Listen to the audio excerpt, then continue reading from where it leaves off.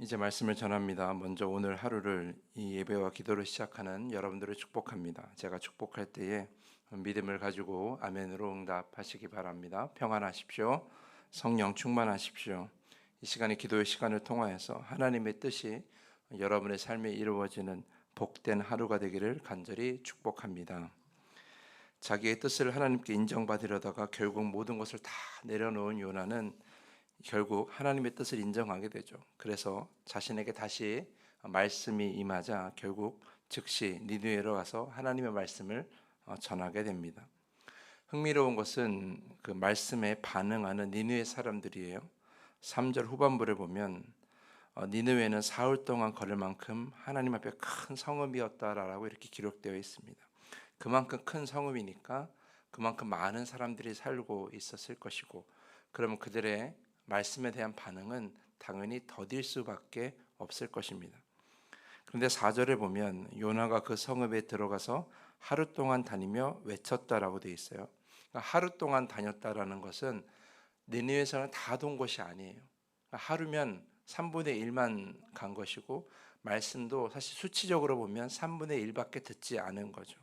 그런데 3분의 1밖에 전하지 않았음에도 불구하고 5절 말씀 보면 니느웨 사람들이 하나님을 믿고 금식을 선포하고 굵은 베옷을 입었다라고 이렇게 기록되어 있습니다. 그러니까 매우 반응이 즉각적이었던 거예요. 얼마나 반응이 즉각적이었느냐, 다 전하지도 않았는데 그 소문이 굉장히 빨리 퍼질 정도로 말씀의 반응이 즉각적이었다. 6절 말씀 보면 왕도 그 얘기를 듣고 보좌에서 일어나 왕복을 벗었다라고 돼 있어요. 그리고 굵은 베옷을 입었다. 보좌에서 일어났다라는 것은 그 권위를 다 버렸다라는 거죠. 하나님 앞에 모든 것을 다 버리고 온전히 회개했다라는 거예요. 그리고 7절 말씀이 가장 흥미로운 부분인데, 이들이 금식을 하거든요. 금식을 하는데 사람이나 짐승이나 소떼나 양떼나 다 아무것도 입에 대지 않았다라는 거죠. 그러니까 결국 사람들이 금식할 때에 자신들만 안 먹는 것이 아니라 자신이 키우는 가축들까지도 다 금식하게 하였다. 이것은 그들이 얼마나 회개하는 마음이 진심이었는가를 나타내는 말씀이라고 할 수 있어요. 그러니까 니느웨 사람들이 요나의 이야기를 듣고 요나가 전하는 그런 경고의 말씀을 듣고 바로 즉각적으로 진심으로 그들이 회개하였다라는 것입니다. 그들이 바란 것은 한 가지예요. 9절 말씀 보면 니느웨 왕이 이렇게 얘기하죠. 하나님의 그 뜻을 돌이키시고 그 진노를 그치사 우리가 멸망하지 않게 하시리라. 그렇지 않을 줄을 누가 알겠느냐라는 거죠. 하나님의 뜻이 이미 정해져 있는데 그 뜻이 어쩌면 돌이킬 수 있지 않을까?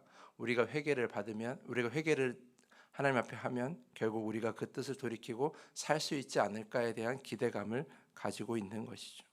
그렇게 진심으로 즉각적으로 회개하였고, 하나님은 그들의 바람대로 재앙을 내리지 않으십니다. 10절 말씀 보면 그 악한 길에서 돌이켜 떠난 것을 보시고 하나님의 뜻을 돌이키사라고 되어 있어요.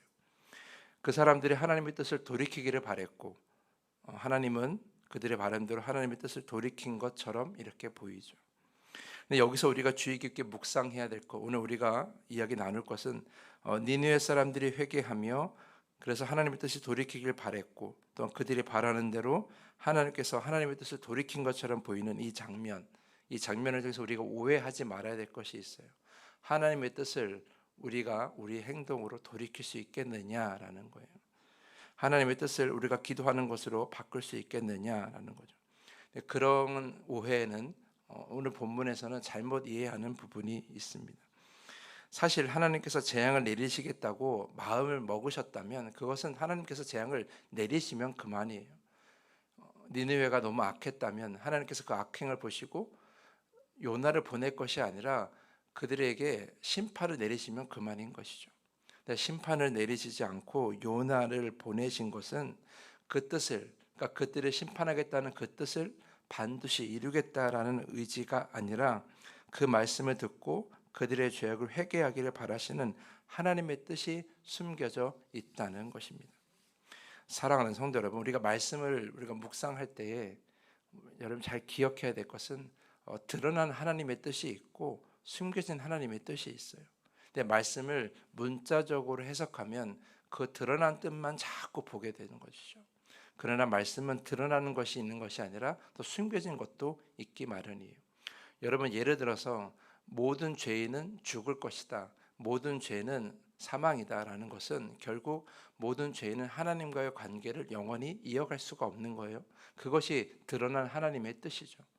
하지만 하나님은 그러한 우리를 용서하시고 사랑하시고 우리와 함께하기를 원하시기 때문에, 그러기 때문에 그 숨겨진 뜻을 예수 그리스도를 통해서 이 땅에 보여주셨고, 예수 그리스도를 통해 우리가 구원을 받게 하여서 우리가 하나님과 함께할 수 있는 기회를 우리에게 주신 거예요. 결국 우리가 말씀을 온전히 이해할 때 그저 말씀이 문자적으로 드러난 이야기만 믿는 것이 아니라 그 안에 숨겨진 마음을 이해해야 하는 것이고, 그래서 말씀이 어려운 거예요. 말씀을 이해하고 말씀을 삶에 적용하는 과정 속에서 드러난 뜻과 숨겨진 뜻을 온전히 잘 이해하는 것은 굉장히 어려운 일이라는 거죠. 그 말씀 한 구절을 보는 것이 아니라 전후 좌우의 일, 그리고 신약과 구약의 모든 말씀을 온전히 종합해서 이해해야 되는 것이 바로 하나님의 숨겨진 그 뜻을 아는 것이라고 할 수 있어요. 오늘 말씀도 마찬가지죠. 하나님께서 그저 그 뜻을 바꾸신 것이 아니라 하나님께서 바라시는 것은 그들의 회개였다라는 것을 우리는 다른 구약의 이야기들 그리고 신약의 이야기를 통해서 우리는 알 수 있어요. 왜냐하면 하나님은 그런 뜻을 우리에게 많이 보여주셨기 때문이죠. 그래서 하나님의 뜻을 바꾸었다라고 이해하는 것이 아니라 하나님께서 그 뜻을 숨기고 계셨는데 니느웨 사람들이 그 숨겨진 하나님의 뜻을 그들이 온전히 안 거예요. 온전히 알았으니까 그렇게 즉각적으로 진심으로 회개할 수가 있었다는 것이죠. 사랑하는 성도 여러분, 그러므로 우리가 하나님의 뜻을 바꾼다라는 그런 교만은 갖지 마시고, 감히 내가 내 기도로서 하나님의 뜻을 거스러서 내 뜻을 이루겠다라고 그렇게 교만한 마음을 가져서도 안 됩니다. 하나님께서 우리에게 내 생각과 나의 삶과 내 모든 걸 돌이킬 수 있는 기회를 허락하시는 것이고, 또한 우리가 하나님의 뜻을 바꾼다는 것이 아니라 이미 우리에게 하나님께서 그럴 만한 여지를 우리에게 주신 것이라고 할 수 있어요. 예를 들어서 아브라함이 조카 롯에 살고 있는 소돔과 고모라에 그 멸망을 막으려고 할 때 의인 50명에서 의인 10명에서 의인 5명으로 줄어들면서 계속해서 요구하는 것은 이미 그럴 만한 여지가 하나님께 있었기 때문이에요. 그 여지가 있어서 아브라함이 하나님께 그것을 요구했던 것이지, 그것을 아브라함이 간파하고 하나님께 요구했던 것이지, 그것이 하나님께서 아브라함의 말을 듣고 바꾼 것은 결코 아니라는 것이죠.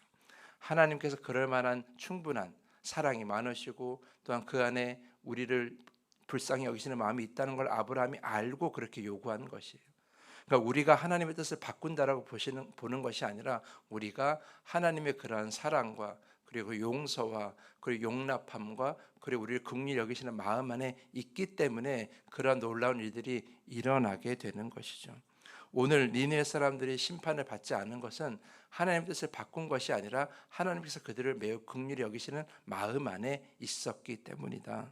이것을 여러분이 꼭 기억하시길 바랍니다.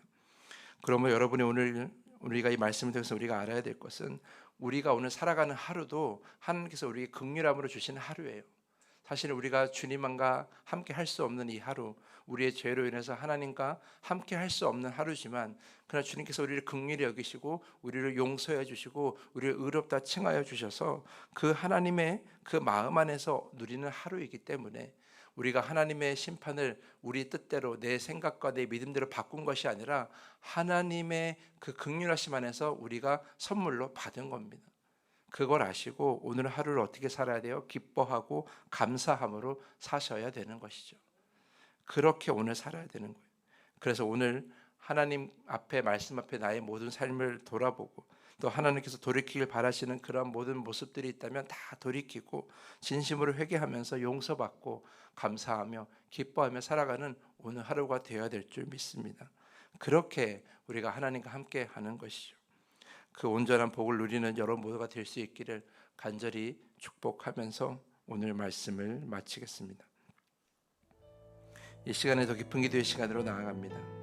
나의 죄를 온전히 알고 그 죄에서 돌이키기를 바라시는 하나님, 오늘도 그 하나님의 뜻을 따라서 나의 죄를 보게 하시고 전심으로 회개하며 용서받고 기뻐하며 감사하는 하루를 살게 하여 주시옵소서. 이렇게 기도하기를 부탁을 드립니다. 주기도문을 고백한 후에 더 깊은 기도의 시간으로 나아갑니다.